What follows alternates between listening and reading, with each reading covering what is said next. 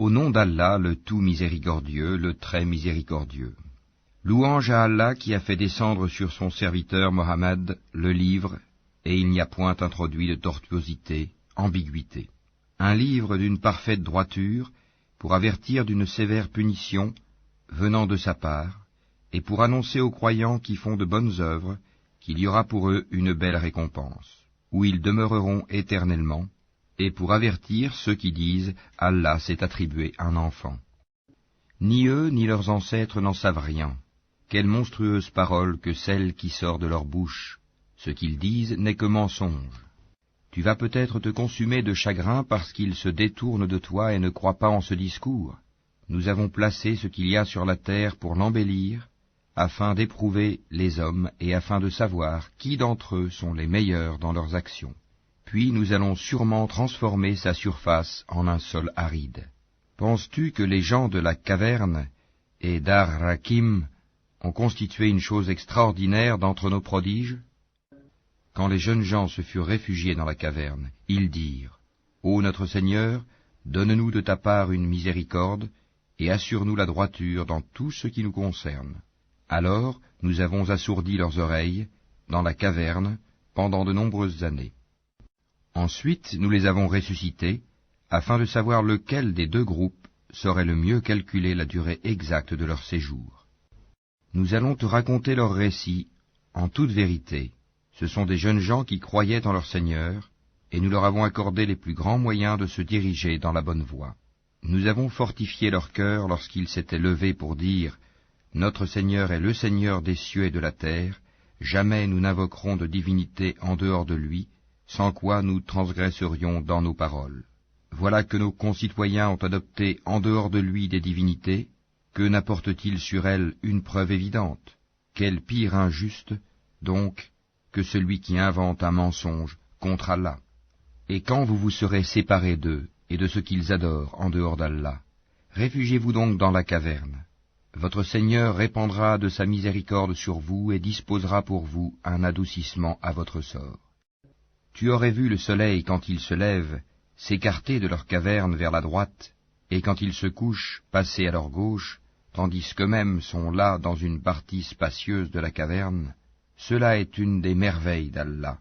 Celui qu'Allah guide, c'est lui le bien guidé, et quiconque il égare, tu ne trouveras alors pour lui aucun allié pour le mettre sur la bonne voie. Et tu les aurais crus éveillés alors qu'ils dorment, et nous les tournons sur le côté droit et sur le côté gauche, tandis que leur chien est à l'entrée, pattes étendues. Si tu les avais aperçus, certes, tu leur aurais tourné le dos en fuyant, et tu aurais été assurément rempli d'effroi devant eux. Et c'est ainsi que nous les ressuscitâmes, afin qu'ils s'interrogent entre eux. L'un parmi eux dit, « Combien de temps avez-vous demeuré là ?» Ils dirent, « Nous avons demeuré un jour ou une partie d'un jour. » D'autres dirent, « Votre Seigneur sait mieux combien de temps vous y avez demeuré. Envoyez donc l'un de vous à la ville avec votre argent que voici, pour qu'il voie quel aliment est le plus pur, et qu'il vous en apporte de quoi vous nourrir, qu'il agisse avec tact, et qu'ils ne donnent l'éveil à personne sur vous. Si jamais ils vous attrapent, ils vous lapideront ou vous feront retourner à leur religion, et vous ne réussirez alors plus jamais. » Et c'est ainsi que nous fîmes qu'ils furent découverts, afin que les gens de la cité sachent que la promesse d'Allah est vérité, et qu'il n'y ait point de doute au sujet de l'heure. Aussi se disputèrent-ils à leur sujet, et déclarèrent-ils, « Construisez sur eux un édifice, leur Seigneur les connaît mieux. » Mais ceux qui l'emportèrent dans la discussion dirent, « Élevons sur eux un sanctuaire. » Ils diront, « Ils étaient 3 et le 4e était leur chien. » Et ils diront, en conjecturant sur leur mystère, qu'ils étaient 5, le 6e étant leur chien. Et ils diront, 7, le 8e étant leur chien. Dis, mon Seigneur connaît mieux leur nombre. Il n'en est que peu qui le savent. Ne discute à leur sujet que d'une façon apparente et ne consulte personne en ce qui les concerne. Et ne dis jamais à propos d'une chose, je la ferai sûrement demain, sans ajouter, si Allah le veut, et invoque ton Seigneur quand tu oublies et dis, je souhaite que mon Seigneur me guide et me mène plus près de ce qui est correct. Or ils demeurèrent dans leur caverne 300 ans, et en ajoutèrent 9 années. Dis, Allah sait mieux combien de temps ils demeurèrent là. À lui appartient l'inconnaissable des cieux et de la terre, comme il est voyant et audient. Ils n'ont aucun allié en dehors de lui, et il n'associe personne à son commandement. Et récite ce qui t'a été révélé du livre de ton Seigneur. Nul ne peut changer ses paroles, et tu ne trouveras en dehors de lui aucun refuge. Fais preuve de patience en restant avec ceux qui invoquent leur Seigneur matin et soir, désirant sa face, et que tes yeux ne se détachent point d'eux, en cherchant le faux brillant de la vie sur terre. Et n'obéis pas à celui dont nous avons rendu le cœur inattentif à notre rappel, qui poursuit sa passion et dont le comportement est outrancier. Et dis, la vérité émane de votre Seigneur. Quiconque le veut, qu'il croie, et quiconque le veut, qu'il mécroie. Nous avons préparé pour les injustes un feu dont les flammes les cernent. Et s'ils implorent à boire, on les abreuvera d'une eau comme du métal fondu brûlant le visage. Quelle mauvaise boisson et quelle détestable demeure. Ceux qui croient et font de bonnes œuvres, vraiment, nous ne les laissons pas perdre la récompense de celui qui fait le bien. Voilà ceux qui auront les jardins du séjour éternel sous lesquels coulent les ruisseaux. Ils y seront parés de bracelets d'or, et se vêtiront d'habits verts de soie fine et de brocart, accoudés sur des divans bien ornés. Quelle bonne récompense et quelle belle demeure. Donne-leur l'exemple de 2 hommes. À l'un d'eux, nous avons assigné 2 jardins de vignes, que nous avons entourés de palmiers, et nous avons mis entre les 2 jardins des champs cultivés. Les 2 jardins produisaient leurs récoltes sans jamais manquer, et nous avons fait jaillir entre eux un ruisseau, et il avait des fruits, et dit alors à son compagnon avec qui il conversait, « Je possède plus de biens que toi, et je suis plus puissant que toi grâce à mon clan. » Il entra dans son jardin, coupable envers lui-même par sa mécréance. Il dit, « Je ne pense pas que ceci puisse jamais périr, et je ne pense pas que l'heure viendra.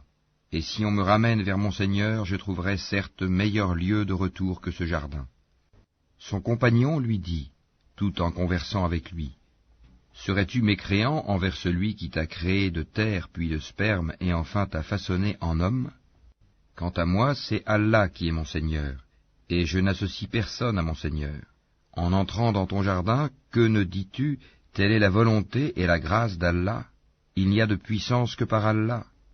Si tu me vois moins pourvu que toi en biens et en enfants, il se peut que mon Seigneur bientôt me donne quelque chose de meilleur que ton jardin, qu'il envoie sur ce dernier du ciel quelque calamité et que son sol devienne glissant, ou que son eau tarisse de sorte que tu ne puisses plus la retrouver. » Et sa récolte fut détruite, et il se mit alors à se tordre les 2 mains à cause de ce qu'il y avait dépensé, cependant que ses treilles étaient complètement ravagées. Et il disait, « Que je souhaite n'avoir associé personne à mon Seigneur. » Il n'eut aucun groupe de gens pour le secourir contre la punition d'Allah, et il ne put se secourir lui-même. En l'occurrence, la souveraine protection appartient à Allah, le vrai. Il accorde la meilleure récompense et le meilleur résultat. Et propose-leur l'exemple de la vie ici-bas. Elle est semblable à une eau que nous faisons descendre du ciel. La végétation de la terre se mélange à elle, puis elle devient de l'herbe desséchée que les vents dispersent. Allah est certes puissant en toutes choses. Les biens et les enfants sont l'ornement de la vie de ce monde. Cependant, les bonnes œuvres qui persistent ont auprès de ton Seigneur une meilleure récompense et suscitent une belle espérance. Le jour où nous ferons marcher les montagnes et où tu verras la terre nivelée comme une plaine, et nous les rassemblerons sans en omettre un seul. Et ils seront présentés en rang devant ton Seigneur.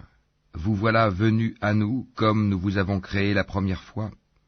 Pourtant, vous prétendiez que nous ne remplirions pas nos promesses, et on déposera le livre de chacun. Alors tu verras les criminels, effrayés à cause de ce qu'il y a dedans, dire « Malheur à nous, qu'a donc ce livre à n'omettre de mentionner ni péché véniel, ni péché capital ?» Et ils trouveront devant eux tout ce qu'ils ont œuvré, et ton Seigneur ne fait du tort à personne. Et lorsque nous dîmes aux anges, « Prosternez-vous devant Adam », ils se prosternèrent, excepté Iblis, Satan, qui était du nombre des djinns, et qui se révolta contre le commandement de son Seigneur. Allez-vous cependant le prendre, ainsi que sa descendance, pour allier en dehors de moi, alors qu'ils vous sont ennemis? Quel mauvais échange pour les injustes! Je ne les ai pas pris comme témoins de la création des cieux et de la terre, ni de la création de leur propre personne, et je n'ai pas pris comme aide ceux qui égarent. Et le jour où il dira « Appelez ceux que vous prétendiez être mes associés », ils les invoqueront, mais eux ne leur répondront pas. Nous aurons placé entre eux une vallée de perdition. Et les criminels verront le feu, ils seront alors convaincus qu'ils y tomberont, et n'en trouveront pas d'échappatoire.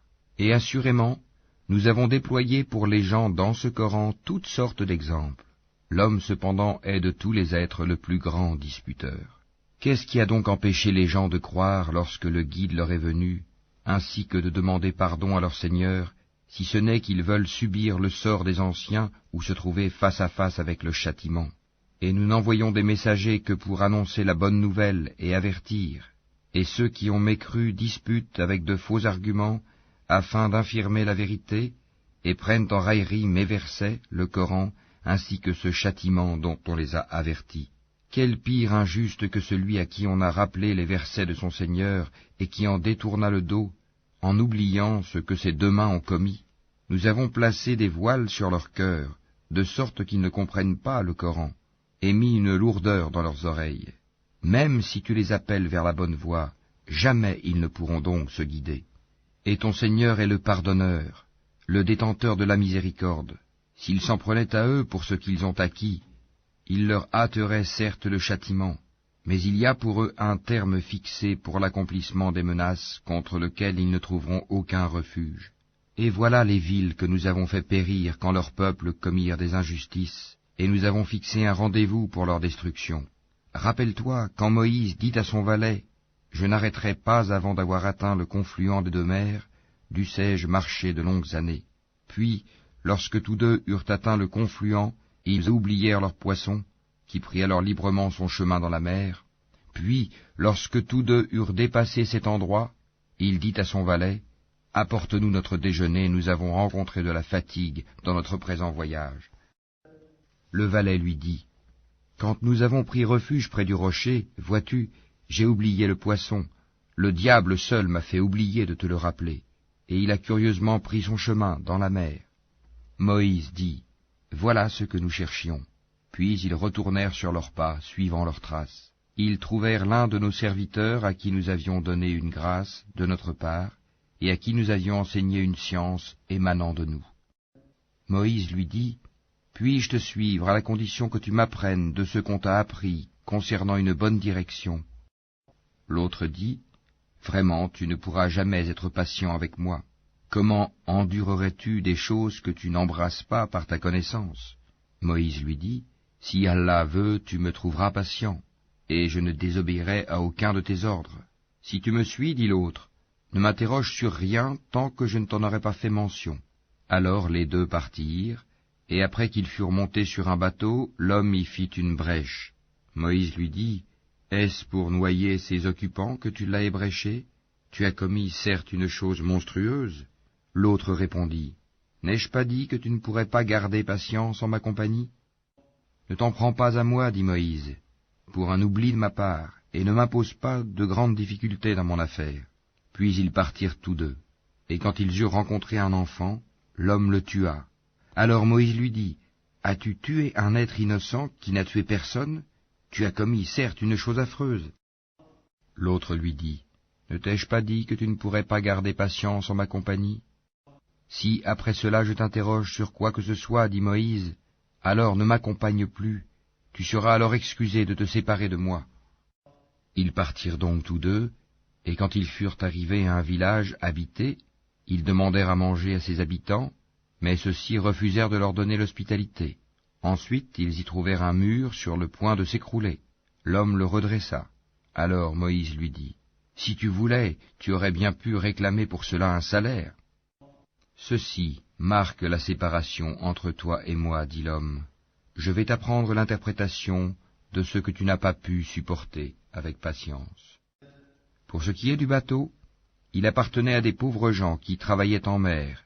Je voulais donc le rendre défectueux, car il y avait derrière eux un roi qui saisissait de force tout bateau.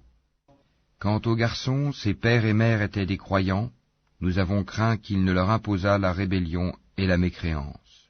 Nous avons donc voulu que leur Seigneur leur accordât en échange un autre plus pur et plus affectueux. Et quant au mur, Il appartenait à 2 garçons orphelins de la ville, et il y avait dessous un trésor à eux, et leur père était un homme vertueux. Ton Seigneur a donc voulu que tous 2 atteignent leur maturité, et qu'ils extraient eux-mêmes leur trésor, par une miséricorde de ton Seigneur. Je ne l'ai d'ailleurs pas fait de mon propre chef. Voilà l'interprétation de ce que tu n'as pas pu endurer avec patience. Et il t'interroge sur Dhul Qarnayn. Dis, je vais vous en citer quelques faits mémorables. Vraiment, nous avons affermi sa puissance sur terre, et nous lui avons donné libre voie à toute chose. Il suivit donc une voie, et quand il eut atteint le couchant, il trouva que le soleil se couchait dans une source boueuse, et auprès d'elle, il trouva une peuplade impie. Nous dîmes, ô Dhul Qarnayn, ou tu les châties, ou tu uses de bienveillance à leur égard. Il dit, quant à celui qui est injuste, nous le châtierons, ensuite il sera ramené vers son Seigneur, qui le punira d'un châtiment terrible. Et quant à celui qui croit et fait bonne œuvre, il aura en retour la plus belle récompense, et nous lui donnerons des ordres faciles à exécuter. Puis il suivit une autre voie, et quand il eut atteint le levant, il trouva que le soleil se levait sur une peuplade à laquelle nous n'avions pas donné de voile pour s'en protéger. Il en fut ainsi, et nous embrassons de notre science ce qu'il détenait. Puis il suivit une autre voie, et quand il eut atteint un endroit situé entre les 2 barrières, montagnes, il trouva derrière elle une peuplade qui ne comprenait presque aucun langage. Ils dirent, ô Dhul Qarnayn, les Ya'juj et les Ma'juj commettent du désordre sur terre. Est-ce que nous pourrons t'accorder un tribut pour construire une barrière entre eux et nous? Il dit, ce que mon Seigneur m'a conféré vaut mieux que vos dons. Aidez-moi donc avec votre force, et je construirai un remblai entre vous et eux. Apportez-moi des blocs de fer. Puis, lorsqu'il en eut comblé l'espace entre les 2 montagnes, il dit, soufflez. Puis, lorsqu'il eut rendu une fournaise, il dit, apportez-moi du cuivre fondu, que je le déverse dessus. Ainsi, ils ne purent guère l'escalader, ni l'ébrécher non plus. Il dit, c'est une miséricorde de la part de mon Seigneur, mais lorsque la promesse de mon Seigneur viendra, il le nivellera, et la promesse de mon Seigneur est vérité. Nous les laisserons ce jour-là déferler comme les flots les uns sur les autres, et on soufflera dans la trompe, et nous les rassemblerons tous. Et ce jour-là nous présenterons de près l'enfer aux mécréants, dont les yeux étaient couverts d'un voile qui les empêchait de penser à moi, et ils ne pouvaient rien entendre non plus. Ceux qui ont mécru, comptent-ils donc pouvoir prendre pour alliés mes serviteurs en dehors de moi? Nous avons préparé l'enfer comme résidence pour les mécréants. Dis, voulez-vous que nous vous apprenions lesquels sont les plus grands perdants en œuvre? Ceux dont l'effort dans la vie présente s'est égaré, alors qu'ils s'imaginent faire le bien. Ceux-là qui ont nié les signes de leur Seigneur, ainsi que sa rencontre. Leurs actions sont donc vaines. Nous ne leur assignerons pas de poids au jour de la résurrection. C'est que leur rétribution sera l'enfer, pour avoir mécru et pris en raillerie mes signes, enseignements, et mes messagers. Ceux qui croient et font de bonnes œuvres auront pour résidence les jardins du Firdaus, paradis, où ils demeureront éternellement, sans désirer aucun changement. Dis, si la mer était une encre pour écrire les paroles de mon Seigneur, certes la mer s'épuiserait avant que ne soient épuisées les paroles de mon Seigneur, quand même nous lui apporterions son équivalent comme renfort. Dis, je suis en fait un être humain comme vous. Il m'a été révélé que votre Dieu est un Dieu unique. Quiconque donc espère rencontrer son Seigneur, qu'il fasse de bonnes actions, et qu'il n'associe dans son adoration aucun autre à son Seigneur.